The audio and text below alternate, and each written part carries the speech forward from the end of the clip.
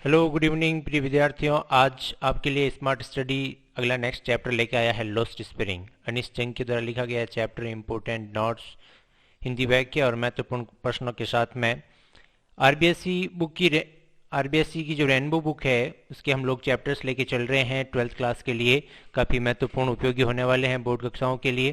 तो चलिए बिना किसी देरी के प्रारंभ कर देते हैं आज का अपना टॉपिक लॉस्ट स्पेलिंग। लेकिन उससे पहले अगर आप लोगों ने अपने चैनल को सब्सक्राइब नहीं किया है तो निश्चित रूप से इसको सब्सक्राइब कर दीजिए, क्योंकि आगामी दिनों में इसी प्रकार से और जो है पाठ्य सामग्री सभी जो है एग्जाम्स को लेकर के महत्वपूर्ण पाठ्यक्रम सामग्री आने वाली है।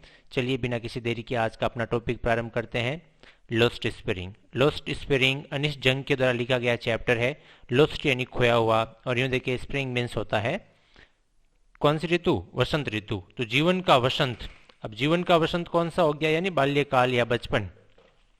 तो जैसे चैप्टर के हेडिंग से ही इंगित हो रहा है कि ये हमें जो है अपने जीवन के खोए हुए बसंत के बारे में, यानी किस प्रकार से लोग जो है गरीबी के कारण जो है या किसी अन्य कारणों से अपने वास्तविक जो बचपना होता है उसको जो है वो खो देते हैं। बच्चे किस प्रकार से उन्हें जो है संघर्ष करना पड़ता है अपने जीवन में, उसी को जो है दो भागों में बांटते हुए अनिश जंग ने जो है दो अलग अलग भारत के स्वरूप के बारे में बताया है। चलिए प्रारंभ करते हैं lost spelling.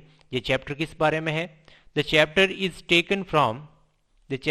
Taken from Anees Jung's book entitled lost spring stories of stolen childhood. आपकी जो मुख्य मूल किताब है जिसका नाम था lost spring stories of stolen childhood, उसी से ये चैप्टर लिया गया है। इन दिस लेसन, इस अध्याय के माध्यम से she depicts miserable and deplorable condition of the families that lead a life of deprivation in the vicious circle of exploitation due to poverty and lack of education. इस chapter के माध्यम से अनिश जंग जो है वो मिजरेबल कंडीशन का वर्णन करिए। मिजरेबल यानी दयनीय कंडीशन का, दयनीय स्थिति का वर्णन करती है। ऑफ द फैमिलीज, उन परिवारों की दयनीय स्थिति का वर्णन करती है जिनको किसी न किसी प्रकार से बिकॉज ऑफ देयर पॉवर्टी, अपनी गरीबी की वजह से, या विशेष सर्कल, कुछ लोगों के यानी शोषण करने वाले जो दुष्ट लोग हैं उनके सर्कल यानी दुष्ट चक्कर में फंस करके किस प्रकार से they have to live their life lack of education, जिनको अपना जीवन जो है शिक्षा के अभाव में और गरीबी के कारण जो है गरीबी में बिताना पड़ता है। किस प्रकार से समाज की ऐसी कुछ परिस्थितियां हैं जिसकी वजह से उनको अपना जीवन गरीबी में यापन करने के साथ साथ जो मूलभूत आवश्यकताएं होती है व्यक्ति की, उन मूलभूत आवश्यकताओं से भी कई बार उनको वंचित रहना पड़ता है। She focuses on the children who are doing menial और hazardous task for income of their families. He focuses, वो ऐसे लोगों पर प्रकाश डालती है, ऐसे बच्चों पर प्रकाश डालती है who are doing menial, menial means छोटे मोटे काम में लगे हुए किसी प्रकार से, या हैजार्डस यानी होता है खतरे से भरे हुए, खतरनाक काम करते हैं, टास्क यानी काम। फॉर किसके लिए? For income of their family, अपने परिवार की आय के लिए। तो for livelihood they have to work hard, उन लोगों को कठिन काम करना पड़ता है अपना जीवन यापन करने के लिए। And most of them succumb to various disease before attaining their youth. Most of them, उनमें से अधिकतर शिकार हो जाते हैं वेरियस विविध प्रकार की या विभिन्न डिजीज यानी बीमारियों का, बिफोर अटेनिंग देयर यूथ यानी युवावस्था आने से पहले ये जो बच्चे हैं इन घातक कामों, जो स्वास्थ्य के लिए घातक कामों में लगे होने की वजह से कई बार उन लोगों का जो है युवावस्था आने से पहले ही विभिन्न प्रकार की रोगों से ग्रस्त हो जाते हैं। तो through this chapter Anees Jung is describing about the poor part of our country, हमारे देश के जो है जो गरीबी युक्त हिस्सा है, या किस प्रकार से जो है how many of the children have deprived of their education because of their poverty, वो जो है शिक्षा से जो है वंचित रह जाते हैं उनकी गरीबी के कारण, और उनको अपना जो जीवन है वो कठिनाइयों में, परिस्थितियों में जो है बिताना पड़ता है। ये चैप्टर जो है दो पार्ट में मुख्य रूप से बटा हुआ है। पहला जो है वो रैग पिकर की कहानी है, यानी कचरा बीनने वालों की। They live in Seemapuri Delhi, जो दिल्ली सीमापुरी में रहते हैं, सीमापुरी दिल्ली के रहने वाले इन कचरा बीनने वाले जो है बच्चों में मुख्य रूप से साहिब का वर्णन जो है अनिश जंग ने इस चैप्टर में किया है, और आधा जो पार्ट है इसका, अगला जो पार्ट है चैप्टर का, वो वर्णन करता है फिरोजाबाद के। फिरोजाबाद यूपी जो है उसमें बैंगल मेकर्स का, चूड़ी बनाने वाले जो लोग हैं उन्हें किस प्रकार से चूड़ी उद्योग में लगे होने की वजह से स्वास्थ्य संबंधी बहुत सी बीमारियों समस्याओं का सामना करना पड़ता है, और उनमें जो है मुख्य किरदार आपने मुकेश को लिया है। तो ये दो अलग अलग क्षेत्रों से बिलोंग करने वाले बच्चे, एक साहिब है जो रैग पिकर है और एक मुकेश जो है बैंगल मेकर है, चूड़ी बनाने वाले उद्योग से जुड़ा हुआ। एक सीमापुरी दिल्ली की कहानी है, दूसरी तरफ जो है फिरोजाबाद उत्तर प्रदेश के क्षेत्र की कहानी है। चलिए बिना किसी देरी किए फर्स्ट पार्ट को प्रारंभ करते हैं, जो रैग पिकर्स की कहानी है, यानी कचरा बीनने वाले लोगों की। इन the starting of the chapter Anish Jung is describing about his interaction with a little boy Sahib Alam. Sahib के जो है साथ में अपने छोटे से मुलाकात का वर्णन वो करती है। चैप्टर की शुरुआत वो इसी प्रकार से करती है, when they were searching garbage जो है something in garbage, वे लोग जो है कचरे के ढेर में कुछ ना कुछ ढूंढ रहे होते हैं, उस समय इनकी मुलाकात उनसे होती है। तो शुरुआती परिचय देखिए। Sahib Alam was a rag picker living at Seemapuri in Delhi. छोटे क्वेश्चन देखो, अब पिछले 2 साल से बोर्ड के पैटर्न में थोड़ा सा बदलाव आया है, चैप्टर के बीच में से छोटे छोटे क्वेश्चन पूछे गए हैं। अब लास्ट ईयर पूछा गया था कि भाई साहिब आलम जो है वो उसको कितना जो है मेहनताना मिल रहा था। इस प्रकार के छोटे क्वेश्चन अब जो है पूछने प्रारंभ कर दिए हैं बोर्ड ने। इस वर्ष के जो है बोर्ड के पेपर में भी इसी प्रकार के पैटर्न के क्वेश्चन पूछे गए थे। तो छोटा क्वेश्चन फर्स्ट ये बन सकता है, हु वॉज साहिब, साहिब कौन था? तो Sahib was a rag picker, Sahib एक रैग पिकर था। रैग पिकर शब्द बार बार आएगा। रैग यानी कचरा, पिक यानी उठाना, और पिकर यानी उठाने वाला, यानी कचरा उठाने वाले या कचरा बीनने वाले कह सकते हैं। तो Sahib Alam was a rag picker, वो एक रैग पिकर था, और दे were living at Seemapuri in Delhi, वे लोग कहाँ रह रहे थे? सीमापुरी कस्बे में रहते थे दिल्ली के। And they came from Dhaka, Bangladesh, वे लोग वहाँ निवास कर रहे थे, लेकिन बाहर के लोग थे जो बांग्लादेश की राजधानी ढाका से वहाँ आए थे। They were many storms that swept away their fields and homes. अब जो है क्वेश्चन छोटा ये भी ये बन सकता है, why did they live Dhaka, why did they live Dhaka, उन्होंने ढाका क्यों छोड़ा? वो यहाँ आकर के सीमापुरी में निवास कर रहे हैं, तो उसके पीछे कारण क्या है? तो दे वर फ्रॉम ढाका, वे ढाका से थे, and there were many storms, Dhaka में बहुत से तूफान आते थे, दैट स्वेप्ट अवे, जो बहा करके ले जाते थे, उड़ा करके अपने साथ में, देयर फील्ड्स एंड होम्स, उनकी जो है खेतों को और उनके घरों को, ये जो है खेतों से तात्पर्य है कि उसके उपजाऊपन को, जमीन की अच्छी जो है उपजाऊपन को, इन सबको उठा करके साथ में, उड़ा करके अपने साथ में ले जाते थे। So they came here in search of livelihood, तो इसलिए वो भोजन की तलाश में, दे कैम हियर, यहाँ आए, इन सर्च, तलाश, ऑफ लाइवलीहुड, आजीविका के लिए यहाँ पर आए थे। And the full name of Sahib was Sahib Alam which means lord of the universe. Sahib Alam जिसका पूरा नाम था साहिब का, जिसका अर्थ होता यानी ब्रह्मांड का मालिक, but he doesn't know what it means, लेकिन वास्तविकता में ऐसा लग रहा था जैसे वो जो है अपने वास्तविक नाम के अनुरूप जो है उस नाम का अर्थ भी नहीं जानता था, और नाम तो जो है ब्रह्मांड का मालिक था, लेकिन वास्तविकता में ऐसा कुछ था नहीं। तो in the starting of the chapter Anees Jung is describing about the deplorable condition of Sahib Alam and his family. Sahib Alam जो रैग पिकर है उसके और उनके परिवार के बारे में वर्णन करता है, उसका परिचय दिया है। साहिब क्वेश्चन बन सकता है, who was Sahib? Sahib Alam was a rag picker living in Simapuri and they came from Dhaka। Question बन जाए, why did they come from Dhaka? तो they came from Dhaka to India in search of livelihood. There were many storms in Dhaka that swept away their fields and homes. Okay, next चलें, gold in the garbage। अब जो है इसने phrase का प्रयोग किया है, gold in the garbage या garbage to them was gold। उन लोगों के लिए जो है कचरा ही सोना था। तो वो किस प्रकार से था? Gold in garbage, gold in garbage, कचरे में सोना। किस प्रकार से? He is searching for gold in garbage dumps when Anees Jung saw him first time. जब अनिश जंग ने साहिब को पहली बार देखा था तो he was searching the gold in garbage, वो कचरे के ढेर में कुछ न कुछ ढूंढ रहा था। तो क्वेश्चन इस प्रकार से भी बन सकता है, how does there was a gold in garbage, उसमें जो है कचरे में सोना कैसे था? तो garbage is no less than gold to them, कचरा जो है उनके लिए किसी सोने से कम नहीं था। Garbage is no less than, उनके लिए कम नहीं है, गोल्ड टू देम, उनके लिए सोने से कम नहीं है, that is the only means of survival for them, यही एकमात्र, इट वॉज या it is the means of survival, उनकी आजीविका का सहारा है, आजीविका का एकमात्र सहारा वो कौन है, कचरा है, तो कचरा उनके लिए सोने के समान है। They search something valuable in the garbage to sell it for money, इसलिए वो जो है कचरे के ढेर में कुछ ना कुछ ढूंढते रहते हैं। दे सर्च समथिंग, कुछ ना कुछ ढूंढते हैं, वैल्यूबल कुछ कीमती, शायद इसी उम्मीद में ढूंढते हैं कुछ कीमती मिल जाए, so that they can sell it for money, ताकि वो लोग उसको बेच सकें। तो सेकेंड क्वेश्चन ये बन सकता है, how was the garbage gold to them, उनके लिए जो है कचरा सोना किस प्रकार से था, because the garbage was the means of survival for them, उनके लिए आजीविका का सहारा था, and they search something valuable in the garbage to sell it to earn money and livelihood. Okay, next बढ़े आगे। उसके बाद जो है स्कूल के बारे में वर्णन करती है अनिश जंग।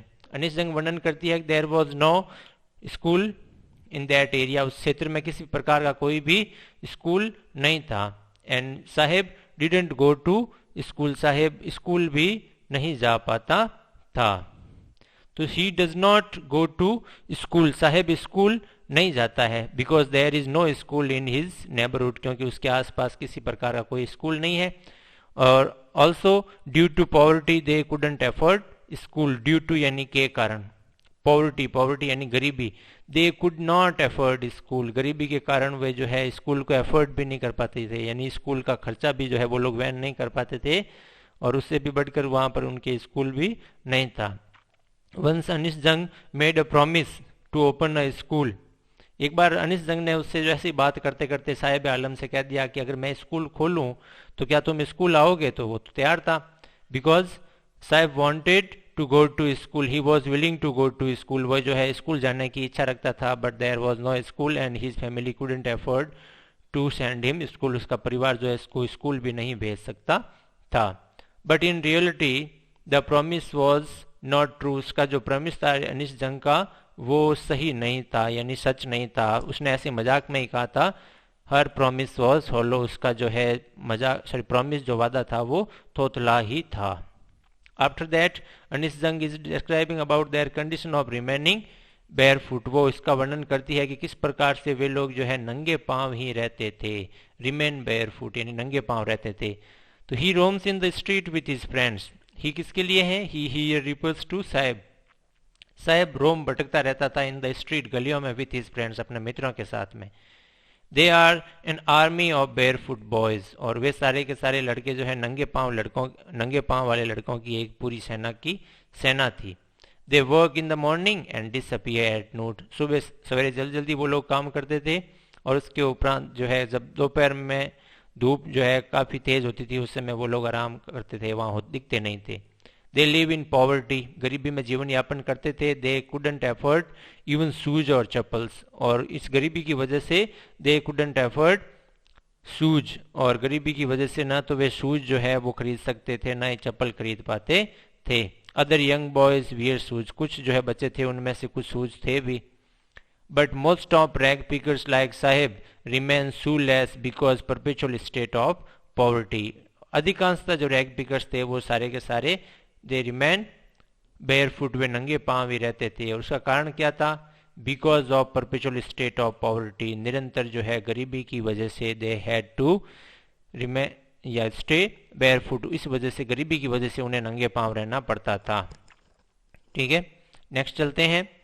अब जो है there is a description of the area where they lived, वे लोग जहाँ रहते थे उस एरिया का डिस्क्रिप्शन जो है अनिश जंग ने दिया है कि किस प्रकार से कौन से क्षेत्र में। अभी हम लोगों ने चैप्टर की शुरुआत में जब इंट्रोडक्शन देखा था तो उस समय ही देख लिया था कि वे लोग जो है दे were living in Seemapuri.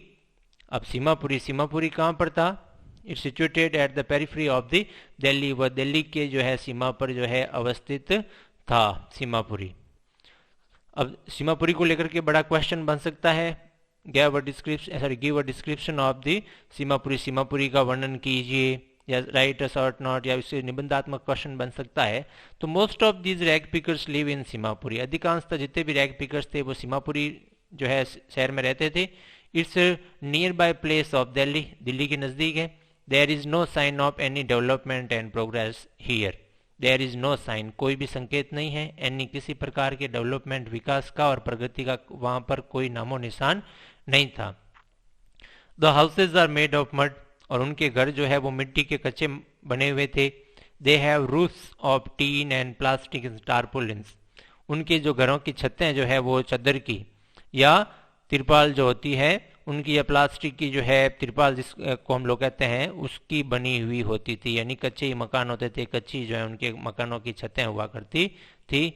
There is no switch, there is no switch, switch means क्या हो गया, गंदे पानी की निकासी। एंड ड्रेनेज यानी जमीन के अंदर जो है नल वगैरह लगा के गंदे पानी की जो निकासी की जाती है, और रनिंग वाटर, और बहते हुए पानी की किसी भी प्रकार की व्यवस्था वहां पर सीमापुरी में नहीं थी।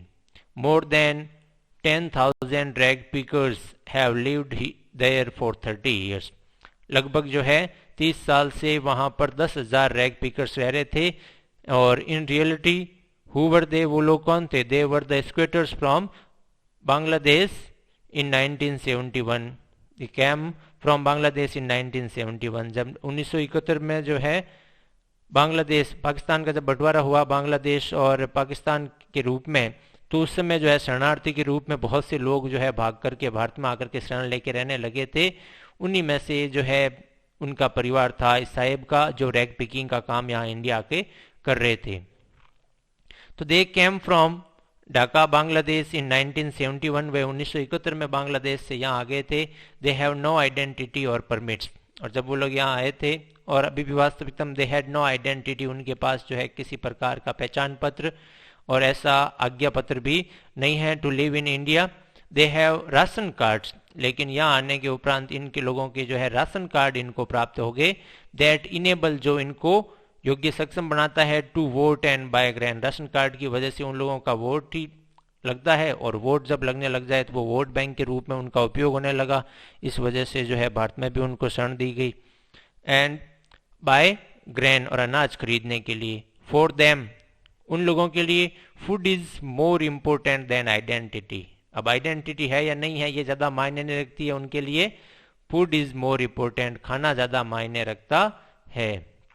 मोर इम्पोर्टेंट देन आइडेंटिटी, पहचान की बजाय खाना जो है, जीवन यापन करने के लिए खाना ज्यादा महत्वपूर्ण है जिंदा रहने के लिए, बजाय आइडेंटिटी के। And women were in tattered saris, और वहाँ की जो महिलाएं थी वो फटी पुरानी साड़ियाँ पहने हुई थी।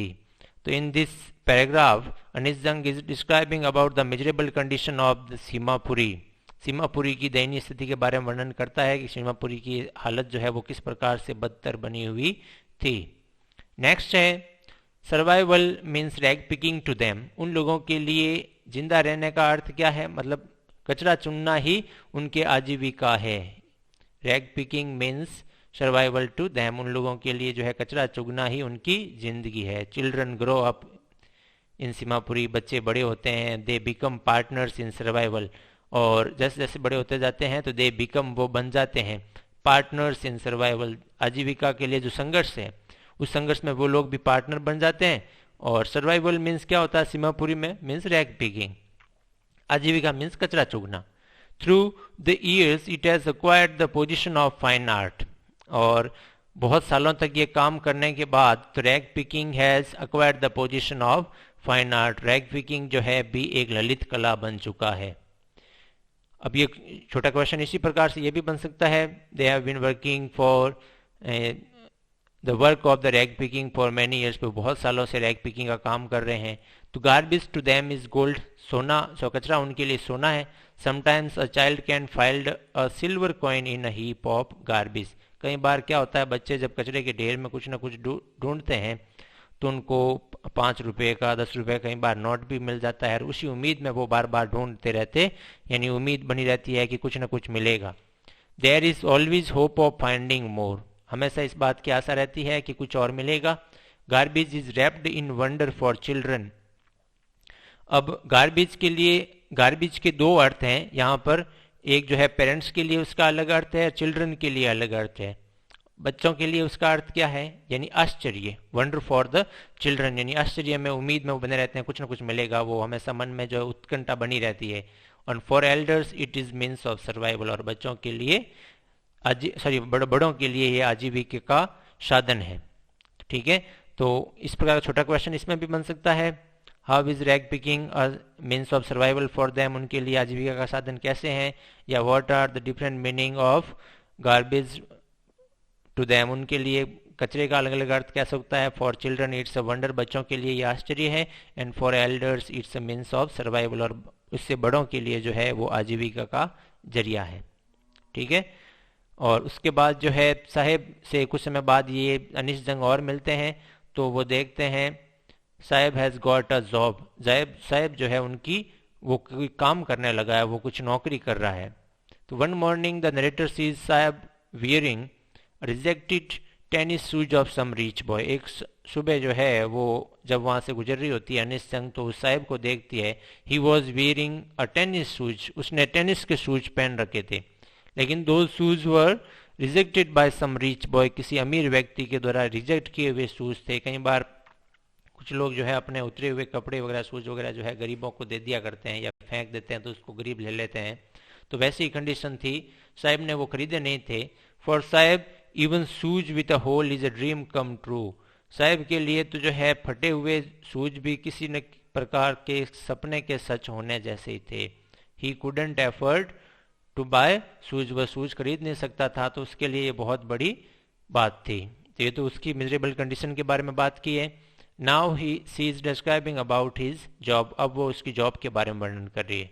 Now Sahib works in a tea stall, Sahib जो है टी स्टॉल में काम करता था, अब काम करने लगा है। ही गेट्स 800 रुपीज, उसको जो है उस काम के बदले में 800 रुपये, एंड ऑल इज मील्स, और उसको जो है भरपेट भोजन मिलता है।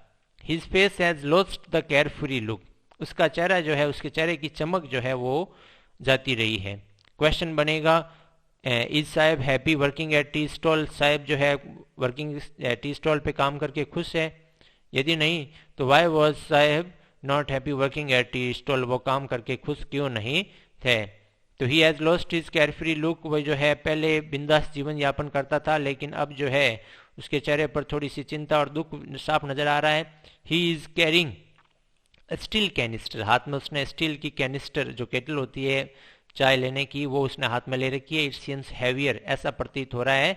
The kettle is heavier than the plastic bag, वो केटल जो है प्लास्टिक के बैग जिसमें जो है वो कचरा चुगता था या बीनता था, उसकी तुलना में ऐसा लग रहा है जैसे वो केटल जो है उससे भारी है। दैट ही यूज टू वारी ऑन हिज शोल्डर्स, जो भूरा जो है सैक जो है वो अपने साथ में लेकर के चलता था कचरा का अपने कंधे पर, वो हालांकि भारा होता है लेकिन लग ऐसा रहा है जैसे वो जो है चाय की कैनिस्टर जो है वो उससे भारी है। द बैग वॉज हिज, ऐसा क्यों है, क्योंकि बैग तो उसका स्वयं का था, but canister belongs to the shop owner, लेकिन वो कैनिस्टर किसकी है, शॉप ऑनर की है, उस दुकान के मालिक की। तो Saheb is no longer his own master, इस वजह से वो खुश नहीं था, because he was no his own master, no longer his own master, अब वो खुद का मालिक नहीं रहा था। He has lost his freedom, वो अपनी आज़ादी को खो चुका था, इस वजह से खुश नहीं था। तो that's all from the first part of the chapter, वो चैप्टर के पहला ये जो है आपके पार्ट था। In this parts Anish Jung describes about the miserable condition of the rag pickers, especially about the boy Sahib, वो साहिब के बारे में और रैग पिकर लोगों के बारे में उनकी दयनीय स्थिति का वर्णन करते हैं।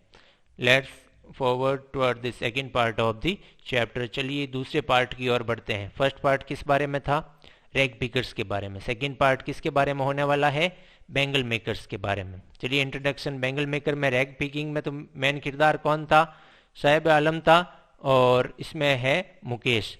मुकेश जो है वो एक बात पर जोर देता है, insist on being his own master, मैं स्वयं का मालिक बनूंगा। ही वॉज एम्बिशियस, वो महत्वाकांक्षी था, उसका एक सपना था।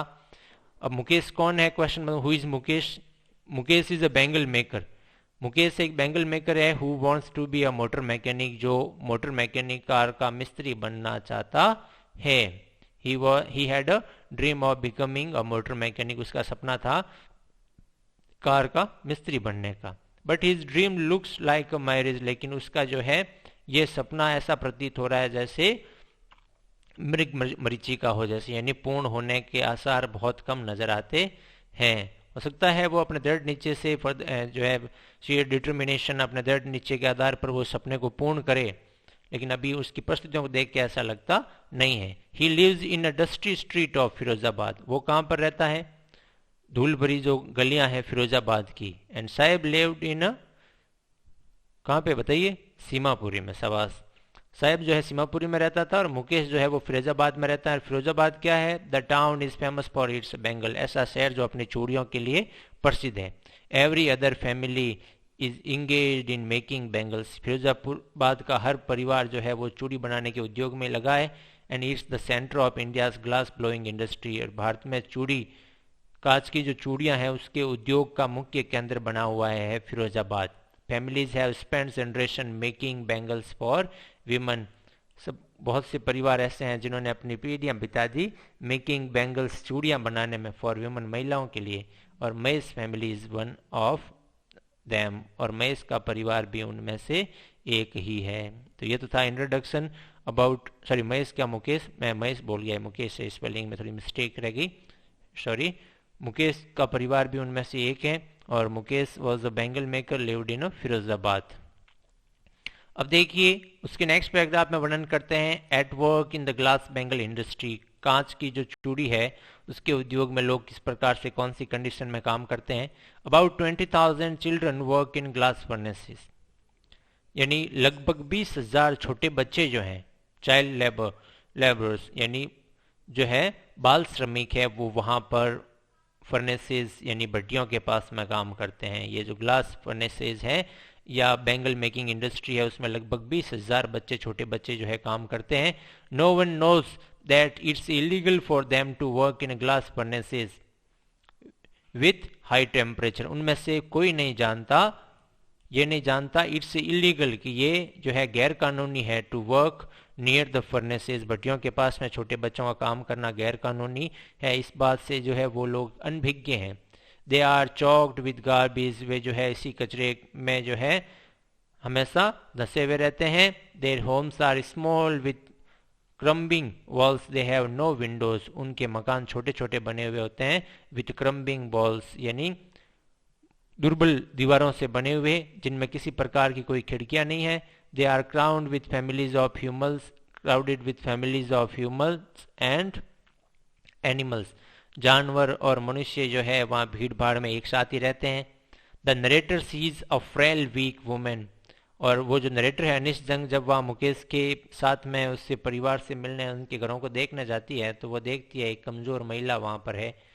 सी is cooking the evening meal for family, वो परिवार के लिए खाना बना रही है। मुकेश की जो भाभी है वो उनसे उसकी मुलाकात, उसको देखती है वो Anees Jung. She is wife of Mukesh elder brother, Mukesh का बड़ा भाई है, उसकी पत्नी है यानी मुकेश की भाभी है वो। She is not much older but commands respect as the bahu of the house, वो ज़्यादा बड़ी तो नहीं है लेकिन उसमें घर में सब जो है उसको बहू कह करके पुकारते हैं, बहू यानी daughter in law. As custom, custom means क्या होता है, रिवाज, डिमांड्स, जैसा रिवाज बना हुआ है। सी वेल, वेल यानी क्या होता है, घूंघट। सी वेल्स हर फेस, वह अपने चेहरे को घूंघट निकालती है जब कभी भी। Whenever the elders come there, वहाँ पर कोई भी घर का बड़ा के सामने आता है तो वो घूंघट निकाल लेती है, अचानक से अपने आप को withdraw himself behind the war, herself behind the war, वो अपने आप को दीवार के पीछे भी ले जाती है। The elder of the family is a poor bangle maker, परिवार का मुखिया भी कौन है, वही है बैंगल मेकर है। Because every other family in Firozabad engaged in industry, bangle making industry, हर परिवार जो है फिरोजाबाद के सब परिवारों का यही काम था। He was failed to renovate his house, यहाँ तक कि जो घर का मुखिया था जिसके सामने इसको झुकना पड़ रहा था उस लड़की को, वो जो है उस अपने परिवार का भरण पोषण बड़ी मुश्किल से कर पा रहा था। He was fail to renovate his house, अपने घर की मरम्मत करवाने में भी सफल नहीं हुआ था। He is unable to send his two son to school, और वह अपने दो बच्चों को, मुकेश और उसके भाई को, स्कूल तक नहीं भेज सका। ही नोज, वह जानता है, नथिंग, कुछ भी नहीं जानता, expect the art of making bangles, चूड़ी बनाने की कला के अलावा उसे कोई भी अन्य दूसरा काम आता भी नहीं है। तो in this paragraph Anees Jung is describing about the poor और miserable condition of the people of Firozabad के लोगों की दयनीय स्थिति के बारे में वर्णन करते हैं। They how they have to live in the houses made of और crumbling houses made of mud, वो मिट्टी के बने हुए कच्चे मकानों में किस प्रकार से उन लोगों को रहना पड़ रहा था। And she is also describing about the condition of a women in a house, एक मकान में, एक घर में जो है महिला की क्या स्थिति होती है, उसकी जो है दशा का वर्णन करते हैं और बताते हैं लास्ट में जाकर के किस प्रकार से मुकेश के पिता जो है वो बैंगल मेकिंग के अलावा कुछ भी नहीं जानते थे। उसके बाद वो जब वो आगे बढ़ती है और बात करती है, वहाँ एक बेटी सविता नाम की लड़की भी है। सविता नाम की लड़की जो बैंगल मेकिंग का काम कर रही है, उसके साथ में वो पॉलिश कर रही है, उसके साथ में उसकी दादी माँ भी बैठी हुई है। तो according to Mukesh grandmother bangle making has God given lineage. और मुकेश की दादी माँ से जब वो बात करती है अनिस जंग, तो वो उनसे ये पूछती हैं कि why do you all do this work, आप लोग सब ये काम क्यों करते हैं। तो वो एक बात कहती है, इस पे क्वेश्चन चिन्ह भी है, गॉड गिवन लीनिज, गॉड गिवन भगवान का दिया हुआ, लीनिज लीनिज यानी वंशानुक्रम, यानी ऐसा काम जो है भगवान ने हमें दिया हो। कुछ लोग इसको भाग्य का जो है कारण मान करके बैठ जाते हैं।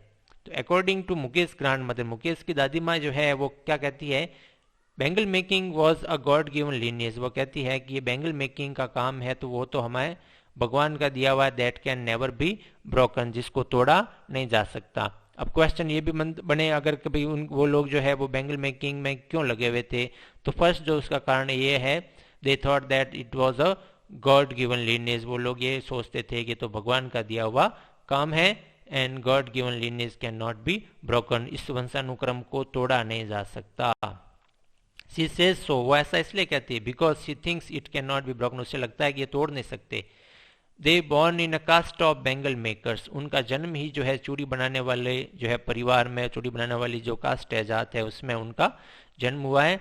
एंड दे टूक इट एज देयर डेस्टिनी, और उन्होंने जो है इसे अपना भाग्य मान करके बैठ गए। उन्हें लगता है कि ये तो हमें जो है भगवान का दिया हुआ है और भाग्य के सारे बैठे हुए हैं, तो उन्हें लगता है कि हम लोग इसके अलावा कोई अन्य काम कर भी नहीं सकते। They couldn't make effort any other effort to do any other job, वो दूसरा कोई काम करने को लेकर के उनके मन में एक सपना भी नहीं था। सिर्फ वो कौन था, मुकेश ही उसका जो है, he has a dream to become a motor mechanic, जो है मोटर मैकेनिक बनने का सपना था। फिर आफ्टर दैट अनिस जंग is describing about the negative effect of working in glass bangle industry, glass bangle industry में काम करने के नकारात्मक प्रभाव क्या हो सकते हैं उसके बारे में वर्णन करती है। Hazards of working in glass bangle industry, hazards यानी क्या होता है, खतरा, खतरे कौन से हैं। Working in glass bangle industry में काम करने के खतरे क्या हो सकते हैं। The labourers working near the furnace with high temperature in dingy cells without air and light have to face adverse effect on the health. श्रमिक वर्किंग नियर, श्रमिक जो काम करते हैं भट्टियों के पास में, विथ हाई टेम्परेचर, उच्च तापमान के साथ, जहाँ का तापमान अत्यधिक तेज है, डिंजी सेल्स, छोटी जो है अंधेरे युक्त सेल, जो छोटे कक्ष कमरे बने हुए हैं उनमें, देयर इज नो एयर और लाइट, वहाँ जब किसी प्रकार का ना तो पर्याप्त रोशनी है ना पर्याप्त हवा है, और ऐसी परिस्थितियों में काम करने की वजह से they have to face adverse effect, they have to face, सामना करना पड़ता है, एडवर्स यानी विपरीत, इफेक्ट यानी प्रभाव, ऑन द हेल्थ, उनके स्वास्थ्य का इस पर नकारात्मक प्रभाव पड़ता है। दे फाइनली, आखिरकार, लूज देयर आई साइट, वे आखिरकार क्या होता है, वे अपने आंखों की रोशनी को खो देते हैं। विथ द डस्ट, उससे उड़ने वाली धूल जो रंज है, from polishing the glass of bangles, चूड़ियों का जो कांच है उसकी पॉलिश करके उससे जो रंज और धूल उड़ती है उसकी वजह से they lose their eyesight, वे अपने आंखों की रोशनी खो देते हैं। तो क्वेश्चन बनता है, what are the hazardous effect of glass working in glass bangle making industry, यानी कांच चूड़ी उद्योग में काम करने के क्या खतरे हो सकते हैं। तो because of working there near the furnaces with high temperature in dingy cells without air and light, they have to face adverse effect on the health and they finally lose their eyesight, उनके स्वास्थ्य पर नकारात्मक प्रभाव पड़ता है, आखिरकार वे अपने आंखों की रोशनी खो देते हैं। ऐसे बहुत से परिवार थे जिन्होंने अपने जो है आंखों की रोशनी को खो दिया है। अब देखिए नेक्स्ट जो है वो वर्णन करते हैं शॉर्ट में कि what does a bangle symbolise, एक बैंगल जो है, चूड़ी है, वो किसका प्रतीक होता है? भारतीय जो है परिवार में, भारतीय समाज में जो है वो चूड़ियों का अपना अलग ही महत्व होता है। सामान्य तौर पर हम लोग नहीं देखते हैं भाई चूड़ियां जो है वो किसका प्रतीक मानी जाती है? सुहाग का प्रतीक मानी जाती है। तो the bangle symbolise an Indian women's suhag, ये जो चूड़ियां हैं वो भारतीय महिलाओं के सुहाग का प्रतीक होती है। सुहाग मीन्स क्या होता है? ऑस्पिशियसनेस इन मैरिज, यानी मांगलिक, शादी के लिए, यानी शादी के लिए अच्छी मंगल शुभ मानी जाती है। दे सिंबलाइज ऑस्पिशियसनेस इन मैरिज, यानी शादी के लिए सुहाग का प्रतीक मानी जाती है। इसीलिए तो हम लोग पहले जब मूवीज देखते थे या कई बार सीरियल देखते हैं, किसी व्यक्ति के डेथ की खबर आती है, तो अगला सीन क्या होता है? जो भी उस व्यक्ति की संबंधित जो पत्नी होती है वो अपनी चूड़ियां तोड़ती है, जोर से करती है नहीं, और फिर जो है गम भरी टोन बजती है। तो जो चूड़ियां हैं उसी से हम समझ सकते हैं कि भाई चूड़ियां जो है वो सुहाग का प्रतीक है ना। कुछ दो चार बिंदु ऐसे होते हैं भारतीय समाज, हमारे समाज में, जिससे अपने को पता चले कि भाई ये जो है सुहाग का प्रतीक है, चूड़ी हो गई, या जो मंगलसूत्र वगैरह आजकल जो पहनने लगे हैं ये है, कंठी वगैरह है, ये सारे के सारे सुहाग के प्रतीक है। वैसे के वैसे बैंगल्स भी सुहाग का प्रतीक है। इसके बाद वो वर्णन करता है एक नई दुनिया जो है वो फिरोजाबाद में देखी जा सकती है।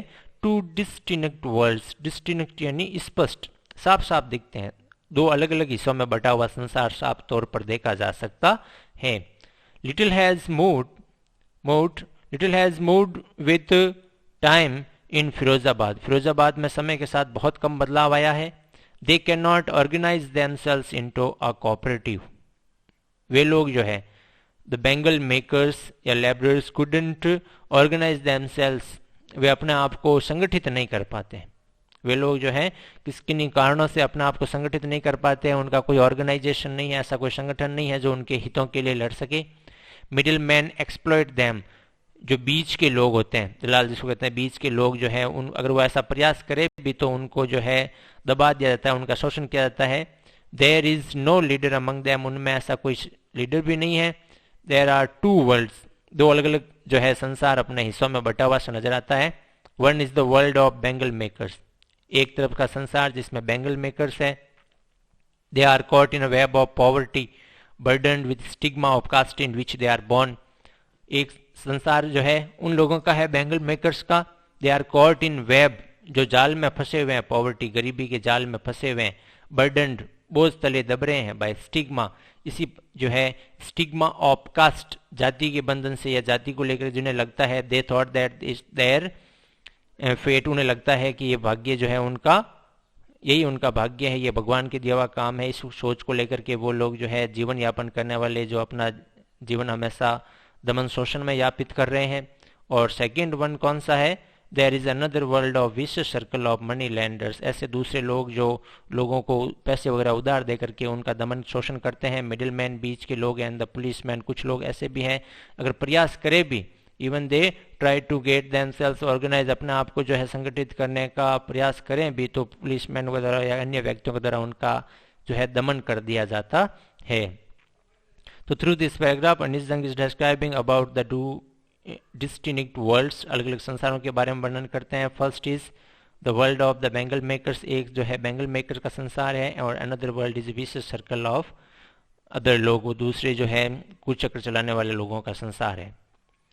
तो एट लास्ट, आखिरकार जो है अनिश जंग वर्णन करती है, in the end of that story Anees Jung describe that Mukesh had the ambition of becoming a motor mechanic, motor mechanic बनने का उसका सपना जो है वो अंत तक उसकी आंखों में साफ तौर पर देखा जा सकता है। Mukesh dream and ambition, Mukesh का सपना और उसकी महत्वाकांक्षा। Mukesh eyes are full of hope, Mukesh की आंखों में एक उम्मीद की किरण नजर आती है। He wants to be a motor mechanic, वो मोटर मैकेनिक बनना चाहता है। He is content to dream of cars, वो कारों का सपना देखकर ही संतुष्ट है। आखिर में उसको पूछती भी है अनिश जंग कि तुम एरोप्लेन नहीं बनाना चाहते? नहीं, तो वो मना करता है, नहीं, I want to learn only car and I want to become motor mechanic, मैं कार चलाना और मोटर मैकेनिक बनना चाहता हूँ। Move down the street of his town, जो उसके शहर में चलती रहती है। तो क्वेश्चन जो है ये भी बन सकता है, what was the ambition of Mukesh, Mukesh का एम्बिशन क्या था, एंड विल इट रियलाइज, क्या वो सही हो सकता है? तो मुकेश एम्बिशन और dream was to become a motor mechanic, motor mechanic बनने का उसका महत्वाकांक्षा थी। Yes, his dream can be realize, उसका जो है सपना सच भी हो सकता है। but do so he has to be firm determination and need to be firm determined. उसको जो है दृढ़ निश्चय की आवश्यकता है। और अंत में यही कहना है, फॉर्चून फेवर्स द ब्रेव, भाग्य भी बहादुर लोगों का साथ देता है। जिस प्रकार से मुकेश ने ऐसी जो है सपना देख करके उसको पूर्ण भी हो सकता है। चलिए इसी उम्मीद के साथ में हम लोग आज के अपने टॉपिक को यहीं समाप्त करते हैं। चैनल को सब्सक्राइब करना ना भूलिएगा। थैंक यू, हमारे साथ बने रहिए और इसी प्रकार के वीडियो